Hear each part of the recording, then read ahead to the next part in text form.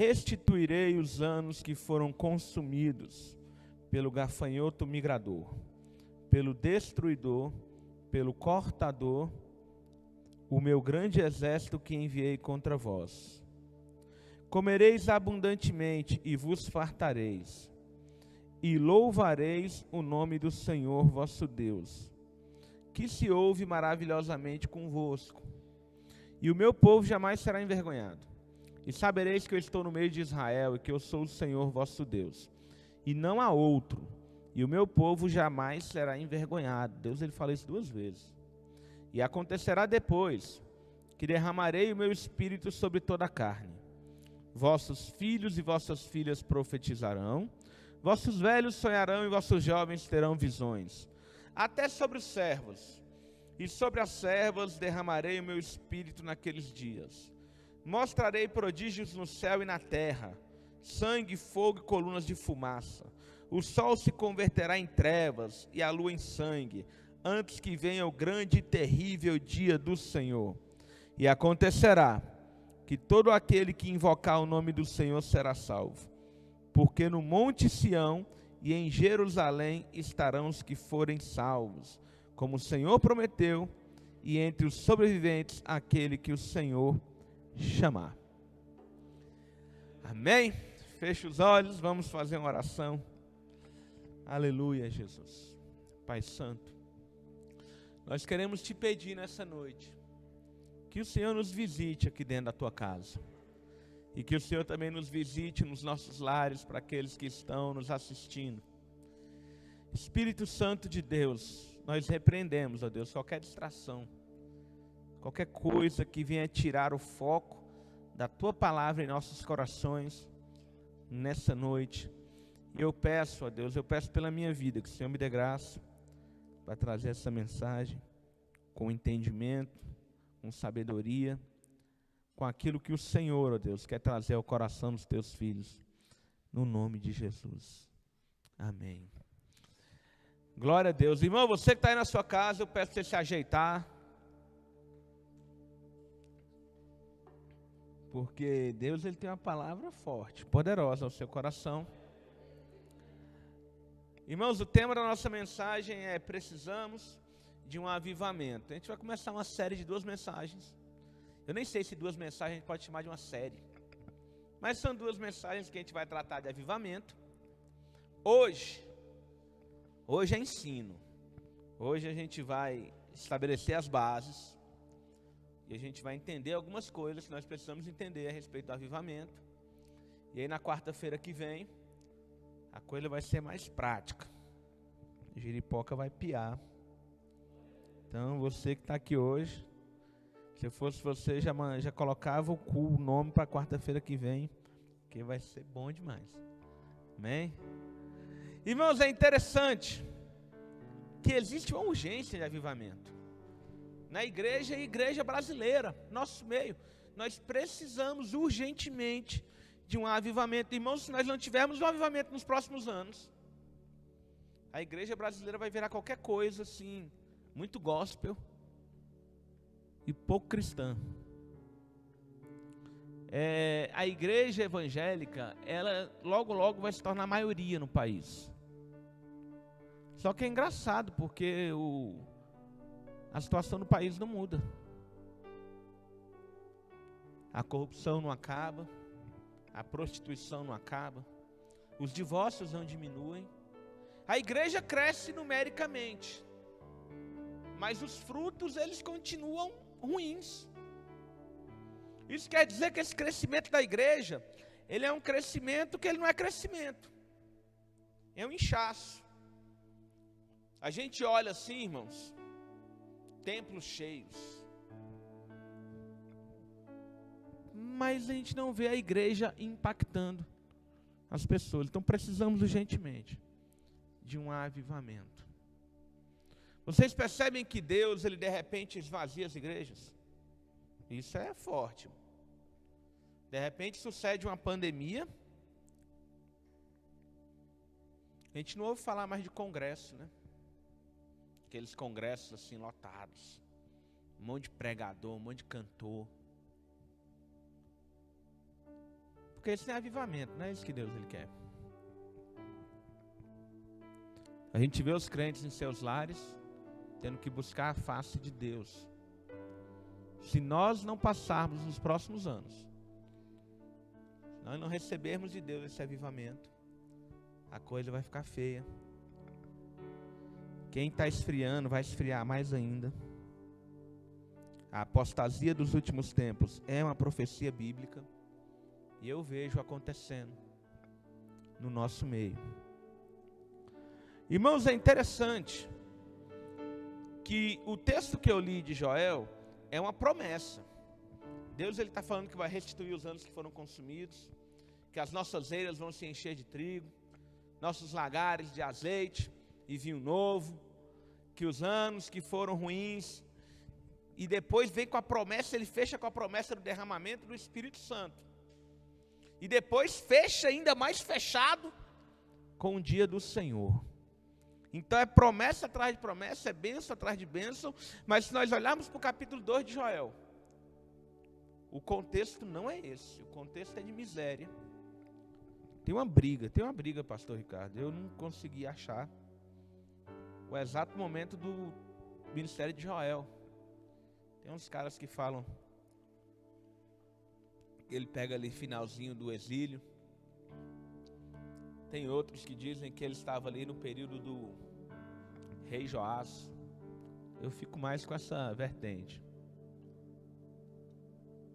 porque é uma profecia sobre Judá. E qual é o contexto de Judá aqui, irmãos? Preste atenção, assim, que coisa tremenda. Judá, eles estavam passando, ou tinham passado há pouco tempo, por uma grande praga. Uma praga de gafanhotos, que arrebentou com tudo. Por isso que o texto começa assim, ó: restituirei os anos que foram consumidos pelo gafanhoto. E interessante, Jesus fala assim: meu grande exército que eu enviei contra vós. Esses gafanhotos foram enviados por Deus. O grande exército que Deus enviou contra eles, contra Judá, são justamente os gafanhotos. E é interessante que depois da praga veio uma grande seca. Então a fome assolava a nação no período do ministério de Joel. Então Joel ele se levanta com uma série de promessas. Mas antes de trazer as promessas, a gente vai voltar um pouquinho para o versículo 12. Deus ele expõe através do profeta a situação espiritual do seu povo. Olha o versículo 12. A gente vai ler do 12 até o 17. Ainda assim, agora mesmo, diz o Senhor, convertei-vos a mim de todo o vosso coração. E isso com jejum, com choro e com pranto. A gente vai voltar nesse versículo depois. Rasgai o vosso coração, não as vossas vestes. Convertei-vos ao Senhor vosso Deus, porque Ele é misericordioso e compassivo, tardio em irar-se e grande em benignidade, e se arrepende do mal. Quem sabe, se não se voltará e se arrependerá, e deixará após si uma bênção, uma oferta de manjares e libação para o Senhor vosso Deus? Tocai a trombeta em Sião, promulgai um jejum santo, proclamai a assembleia solene, congregai o povo, santificai a congregação, ajuntai os anciãos, reuni os filhinhos, e os que mamam saiam. Saia o noivo da sua recâmara, e a noiva do seu aposento. Chorem os sacerdotes, chorem os ministros do Senhor, entre o pórtico e o altar e orem. Poupa o teu povo, essa é a oração, irmãos. Poupa o teu povo, Senhor, e não entregues a tua herança ao opróbrio, para que as nações façam escárnio dele. Porque hão de dizer entre os povos: onde está o seu Deus? Então, antes de Deus trazer a promessa do avivamento, antes de Deus trazer a promessa da bênção, de que a situação ela ia mudar em Israel, Ele fala: é o seguinte, pessoal, busque a Deus. Mas não busque a Deus do jeito que vocês estão acostumados a buscar. Os caras, eles tinham era um costume da época. Como gesto de humilhação, as pessoas rasgavam as suas vestes ao se colocarem na presença de Deus. Mas Deus está falando, rasgue o seu coração, não as suas vestes.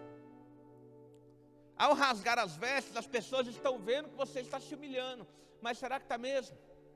Eu quero que você rasgue o coração na minha presença. Então Deus, ele promete um avivamento, mas existem umas condições. Mas depois a gente vai voltar nessas condições. Primeiro vamos entender esse negócio de avivamento.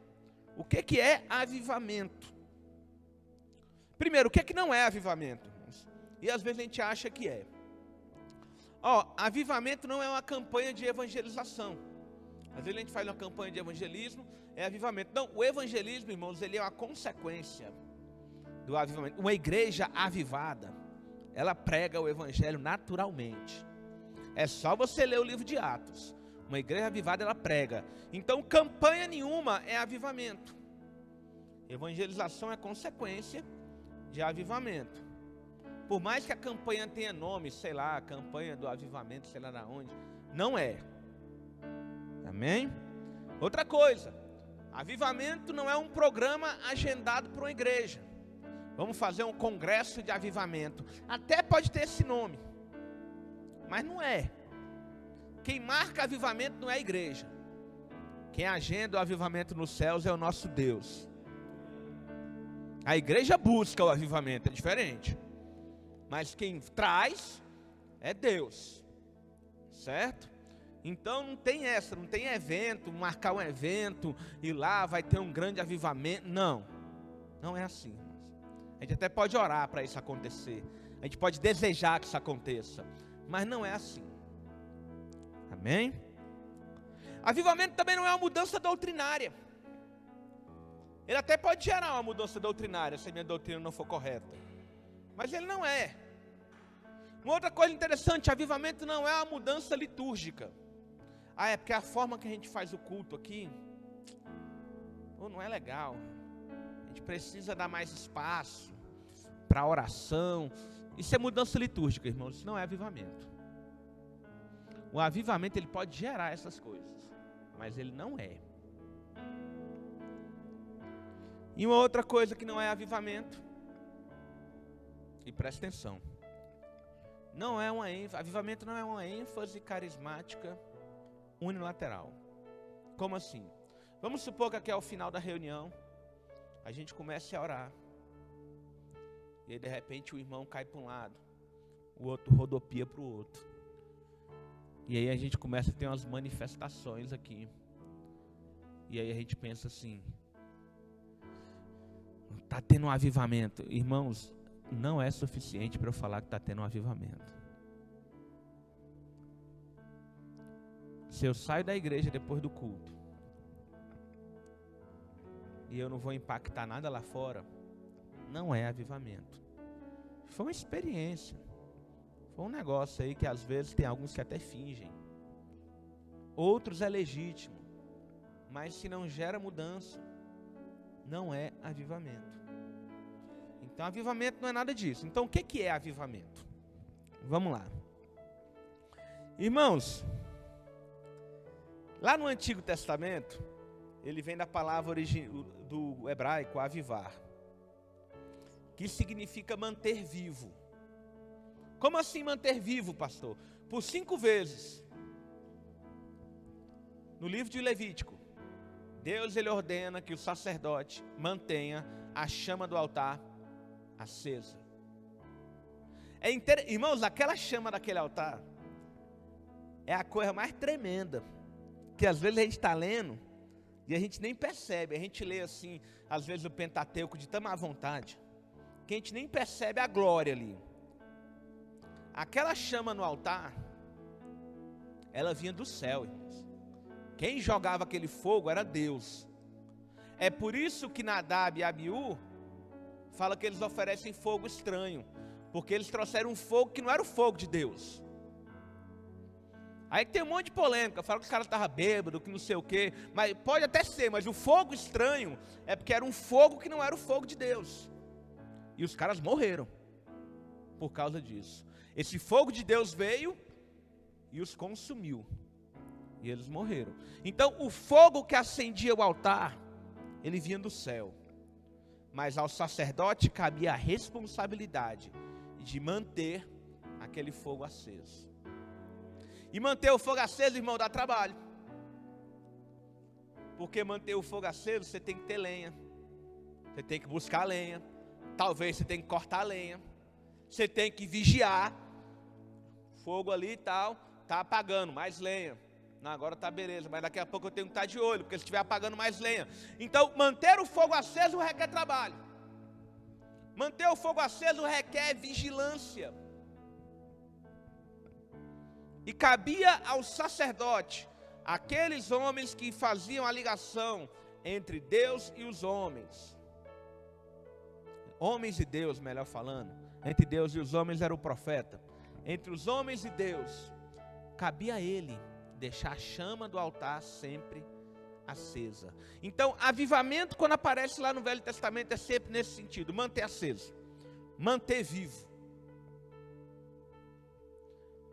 É interessante esse negócio de fogo do céu, né?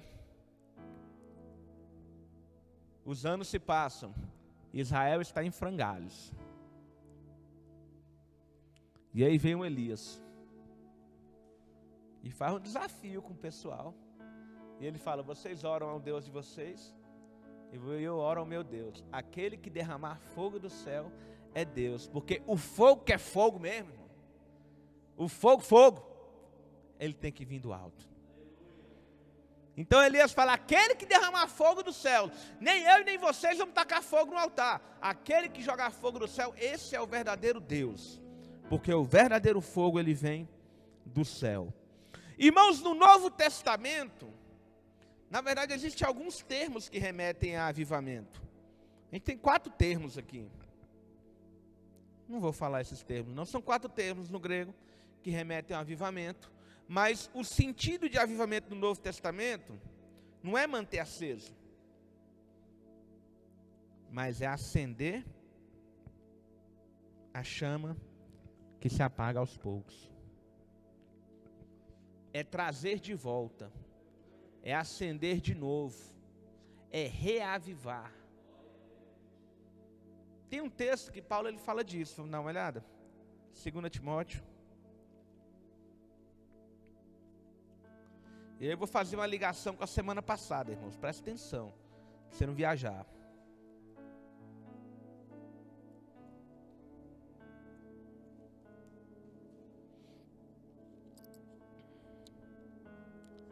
Segundo Timóteo 1.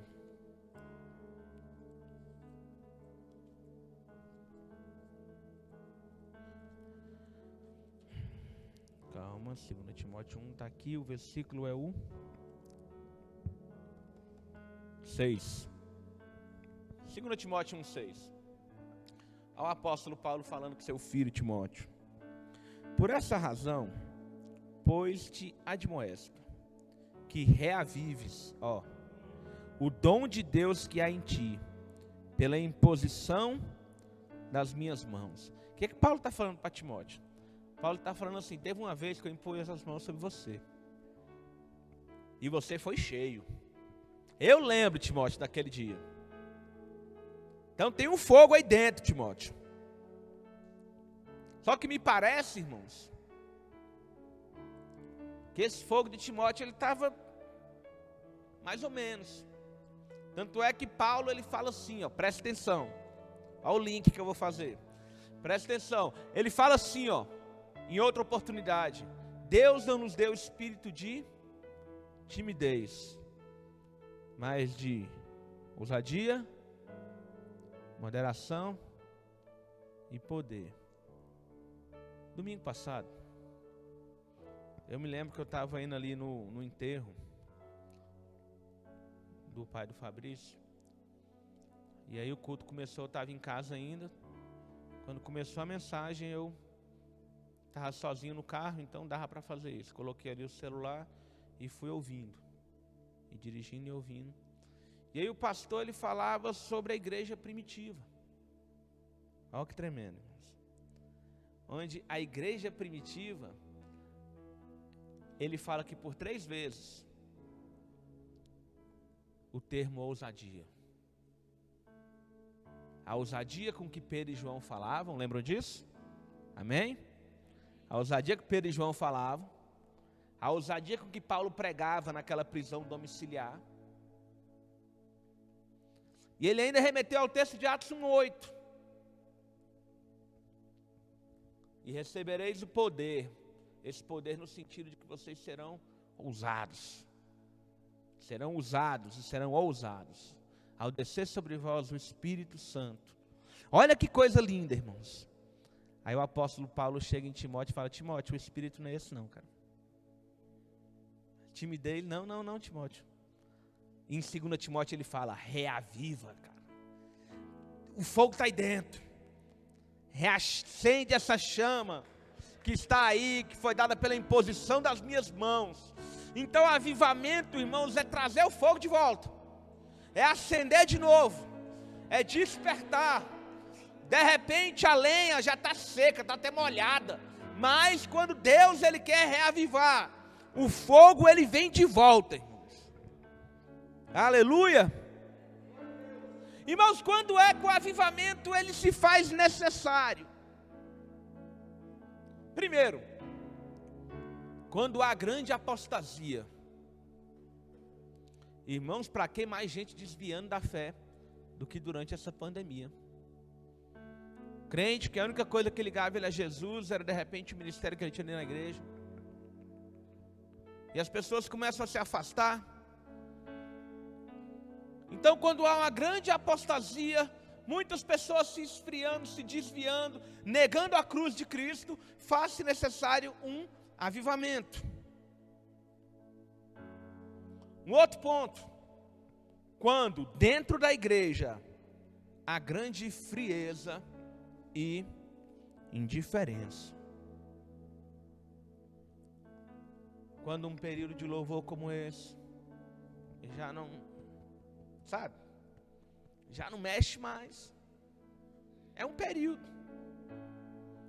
Quando o culto é quase que uma reunião social. Quando de repente eu ouço algumas coisas e aquilo não mexe mais. Olha que coisa forte, irmão. Às vezes a gente ouve que Jesus ele nos ama.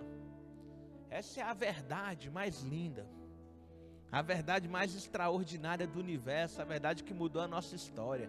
A gente ouve esse negócio tipo como se, né, fosse qualquer coisa, qualquer coisinha.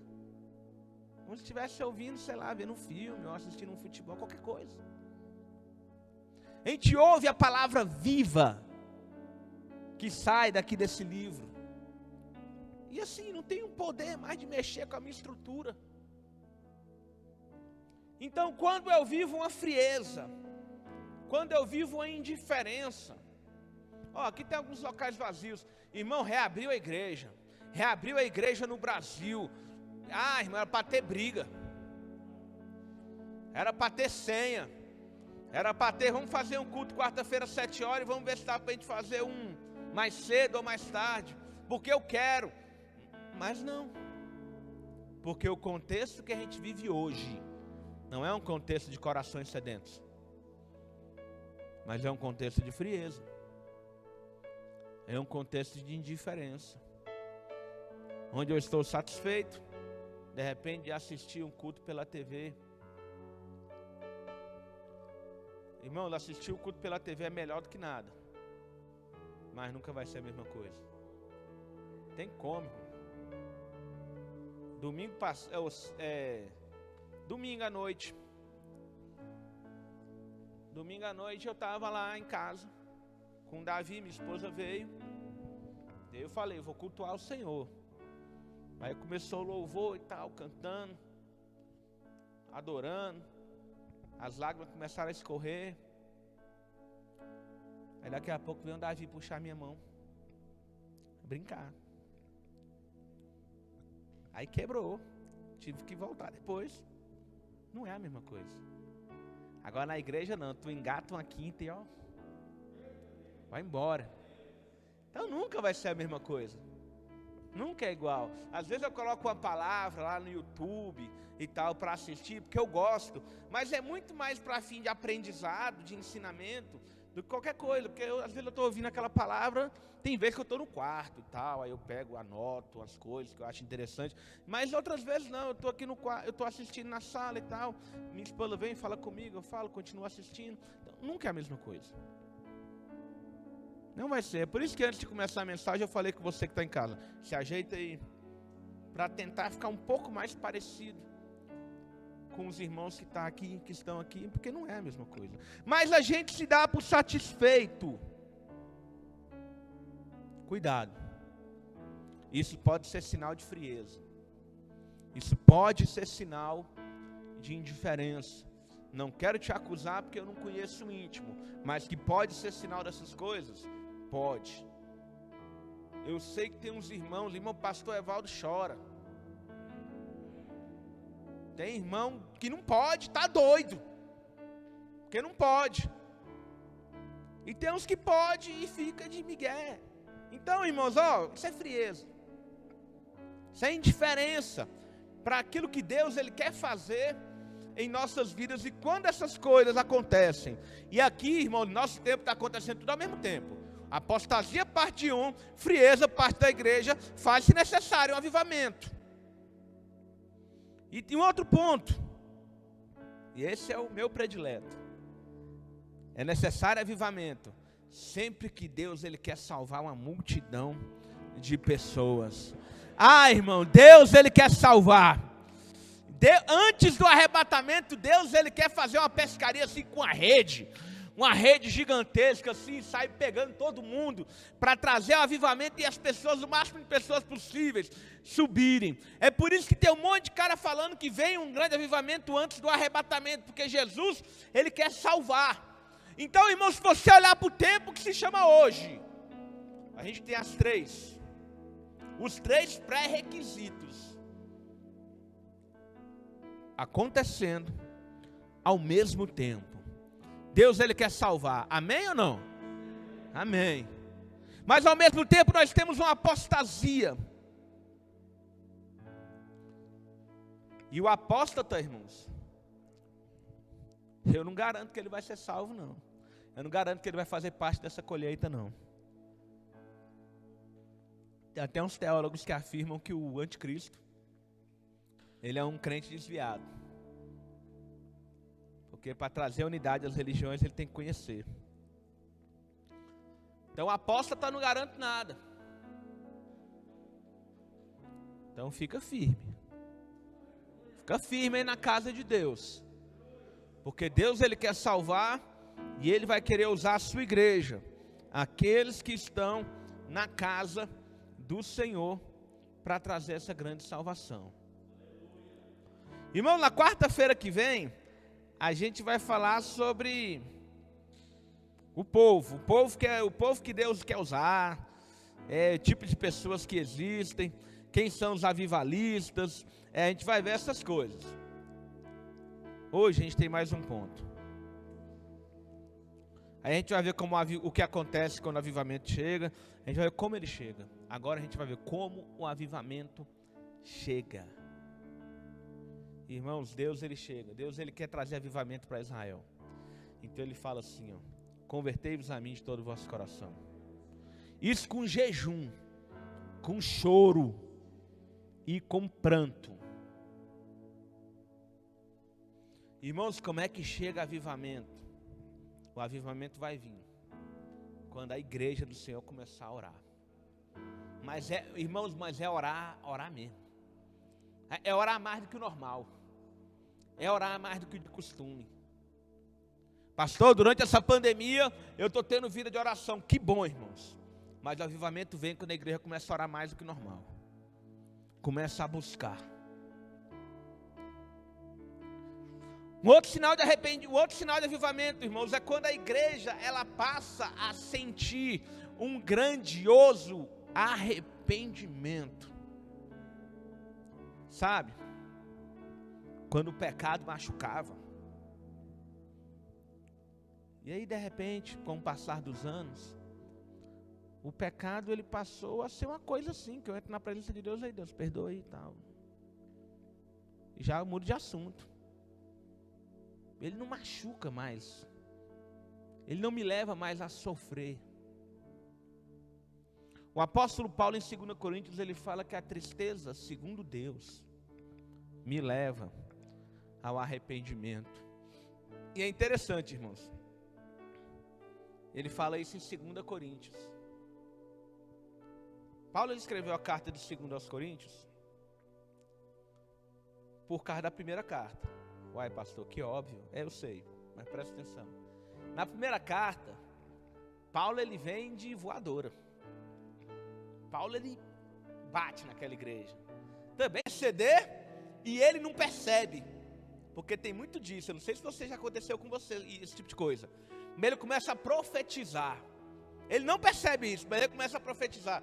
Ele fala: Deus, quando o teu povo se afastar de ti, por causa da idolatria, e o Senhor cerrar os céus, e o Senhor fizer com que sejamos dominados pelo inimigo, e o seu povo vier a esse tempo de orar, ouve a oração do teu povo. Quando o seu povo se desviar, e ele vai falando várias situações que no futuro aconteceram com Israel. E ele fala sempre no final: perdoa o teu povo. E aí Deus ele fala duas coisas. Primeiro ele fala: eu vou ouvir as orações que foram feitas nesse lugar. E a partir do versículo 11... o Senhor aparece, no versículo 12 ele aparece para Salomão. E ele fala: eu ouvi a oração que você fez lá no templo. Eu ouvi. Mas tem um negócio, Salomão. Se o meu povo, que se chama pelo meu nome, se humilhar, orar. Não é só entrar no templo e fazer uma oraçãozinha não, Salomão. Se humilhar, orar, me buscar, se converter dos seus maus caminhos, então eu ouvirei dos céus, perdoarei os pecados, e aí vai ser conforme você intercedeu, sararei a vossa terra. Então existe uma condicional aqui, irmãos, para o fogo de Deus descer, para a bênção de Deus vir, para a glória de Deus se manifestar. No livro de Joel ele fala: ô sacerdotes, vocês são os mais errados. Chora, se humilha, chore os ministros do Senhor, rasgai o coração e não as vestes. Chore, chore, chore. Porque as pessoas estão olhando e perguntando onde está o seu Deus. Mas depois, quando Deus traz a promessa de avivamento, ele fala: e o meu povo, por duas vezes, jamais será envergonhado. Antes do avivamento, onde está o seu Deus? Depois do avivamento, o meu povo jamais será envergonhado. Deus ele está falando: eu vou estar presente. Ninguém vai perguntar onde está o seu Deus, porque vai ser notório. Vai ser notório. Irmãos, sabe por que a gente vê um enfermo e a gente não ora expulsando aquela enfermidade? Porque a gente não crê que ela vai embora. E sabe por que a gente não crê que ela vai embora? Porque o fogo, ele está bem pouco, se é que tem. Porque um coração avivado é um coração maluco, ele acredita em tudo. Ele acredita que qualquer um que ele pregar vai se converter, qualquer um que ele orar vai ser curado. Ele vai entrar no presídio, vai fazer um arrastão e vai converter todo mundo. Um coração avivado, ele crê em tudo. E ele faz as coisas tendo quase certeza de que vai acontecer. Agora um coração frio, irmãos, não faz. E muitas vezes não faz porque já fez, não teve resultado, se cansou de fazer e não ter resultado, então para. Mas o fato de eu não ter tido resultado está na minha conta, não na conta de Deus. Faltou poder, faltou autoridade, e não veio resultado. E isso é responsabilidade minha. Porque sou eu que... Irmãos, o avivamento é uma obra de Deus para a sua igreja. O avivamento não é para o mundo, não. Jesus, ele prometeu o Espírito que o mundo não pode conhecer. É exclusividade do povo de Deus. O mundo recebe os benefícios do avivamento, que é o evangelismo, que é a nação sendo sarada, que é a situação mudando. Os grandes avivamentos da história, irmãos, índice de criminalidade caiu, índice de prostituição caiu, alguns estabelecimentos ligados a bebedeiras, prostituição tiveram que ser fechados, porque faliram. Isso é avivamento. Igreja cheia, um monte de congresso, crente pulando de uma igreja para outra. Isso nunca vai ser avivamento. E o avivamento, ele vem de Deus para a sua igreja. E nós precisamos parar para pensar: eu quero esse avivamento? Ou eu vou esperar a próxima geração? Eu vou esperar a próxima geração se humilhar. Eu vou esperar a próxima geração se converter dos seus maus caminhos. Eu vou esperar a próxima geração chorar na presença de Deus. Qual foi a última vez que você chorou na presença de Deus? Ou eu vou esperar a próxima geração fazer isso? Como o povo que ficou 40 anos no deserto, porque aquela geração não era digna, e Deus falou: vamos esperar a próxima, quem sabe? A próxima é melhor. Porque essa aqui não deu não.